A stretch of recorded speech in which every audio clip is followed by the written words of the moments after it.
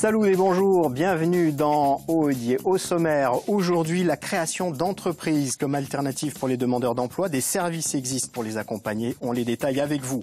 Il a fait le choix de la création d'entreprises justement dans un secteur inédit sur l'île.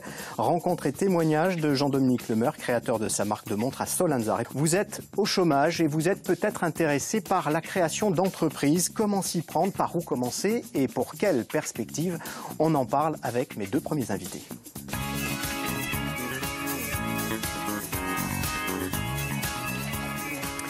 Et ces deux premiers invités qui viennent de me rejoindre sont tout d'abord Cynthia Marchetto, bonjour. Vous êtes experte en création d'entreprise pour Pôle emploi et Jean-Dominique Lemeur, jeune créateur d'entreprise. Bonjour Jean-Dominique, dans un secteur inédit en Corse, l'horlogerie.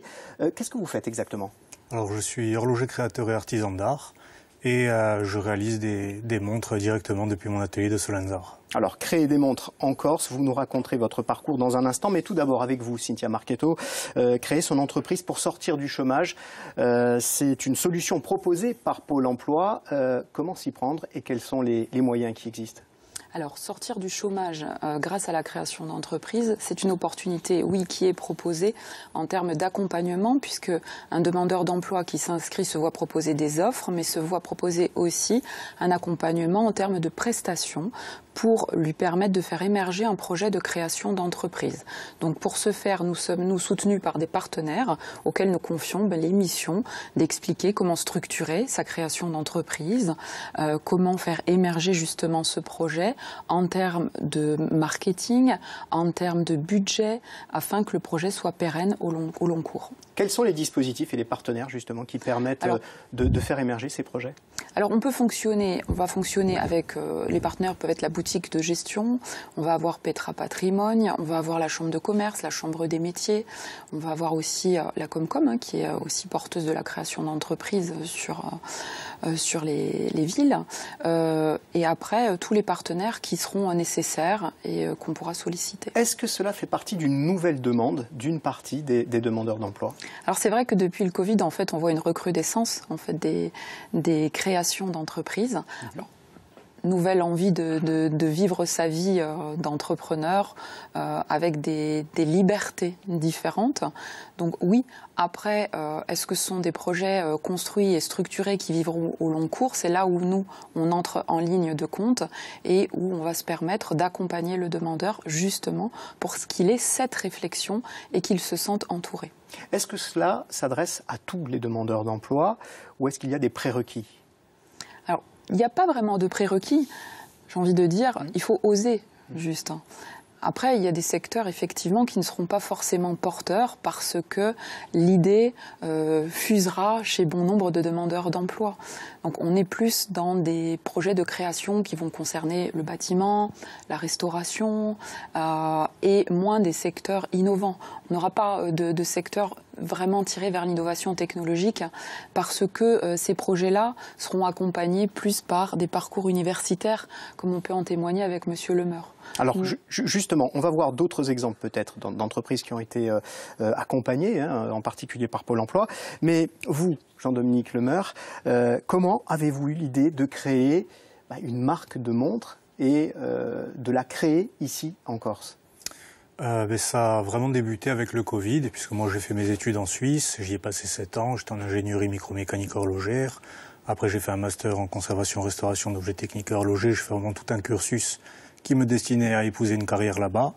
Et malheureusement le Covid, ou peut-être heureusement, mais le Covid m'a bloqué au village et m'a empêché de partir honorer ce premier contrat. J'ai fait une première montre, plus pour plaire au DRH dans l'éventualité où ce contrat tomberait à l'eau. Et puis finalement, je me suis retrouvé avec un intérêt autour de la création horlogère insulaire. Et à ce moment-là, j'ai pris la décision de tout réinvestir et de lancer ma propre marque avec des créations 100% originales directement depuis mon atelier. Aujourd'hui, vous avez 28 ans. Quelles ont été les principales étapes et les soutiens dont vous avez bénéficié justement pour vous lancer dans la création de votre propre entreprise? Alors, il y a eu différentes étapes. On a avancé petit à petit. J'ai eu la chance de m'auto-financer au début en prenant la décision de ne pas me rémunérer, ce qui m'a permis d'acquérir vraiment beaucoup de matériel.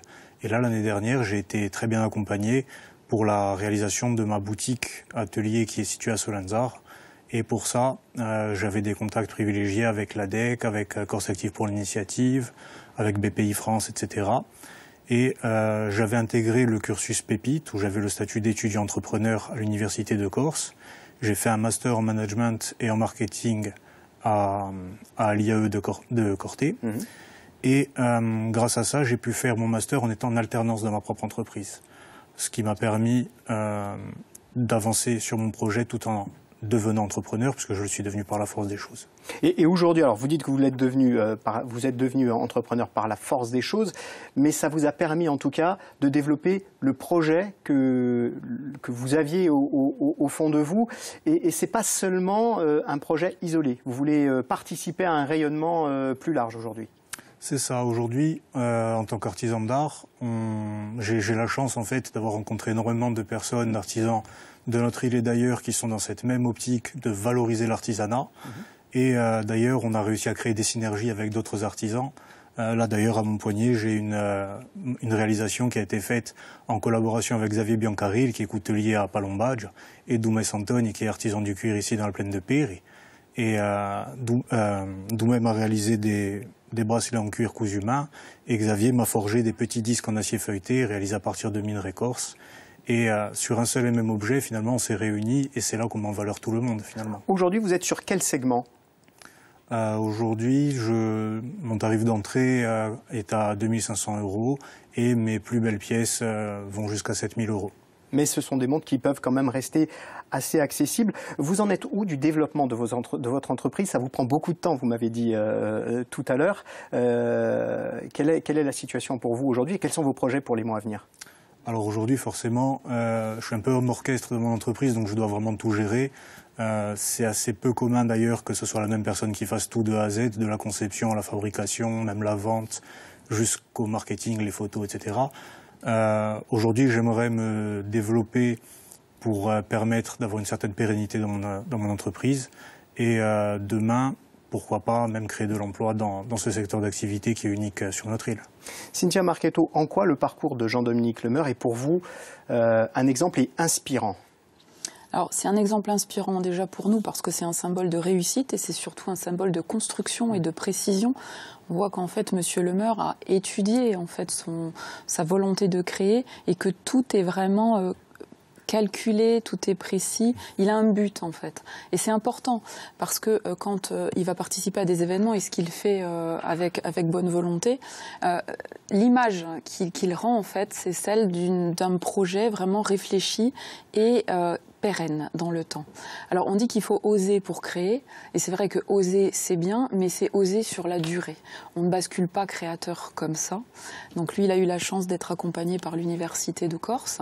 Après, on a Initia aussi au niveau de la Corse, qui est incubateur aussi de projets innovants technologiquement. Nous, à notre niveau, au niveau Pôle emploi, on accompagne la création.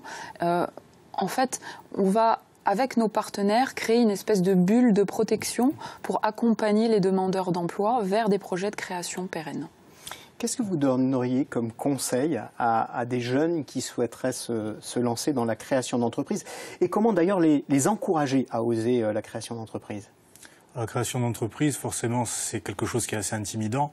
Mais il faut surtout pas oublier qu'ici, on a la chance d'avoir des structures qui sont très bienveillantes autour de nos projets. Là, d'ailleurs, j'ai même la Chambre des métiers de l'artisanat qui m'a invité à être présent sur le salon du Made in France là en novembre.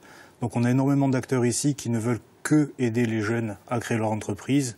Et si, comme moi, vous avez un peu collectionné les diplômes, peut-être que c'est beaucoup plus facile d'utiliser au mieux votre savoir-faire et vos compétences en créant finalement votre métier sur mesure.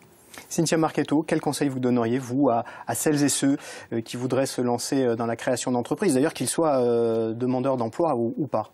Alors pour ceux qui sont demandeurs d'emploi, mais c'est de venir nous voir et de nous en parler parce que nous, on a effectivement toute cette attirail qui permet de créer, de conseiller et d'aller dans la bonne direction.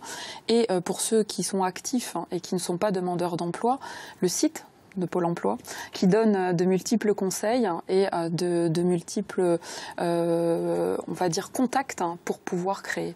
Donc c'est juste oser en parler, oser le dire et avancer en fait, hein, pour ne pas rester statique, parce que ce soit une profession salariée ou se diriger vers l'entrepreneuriat, c'est être actif de sa carrière.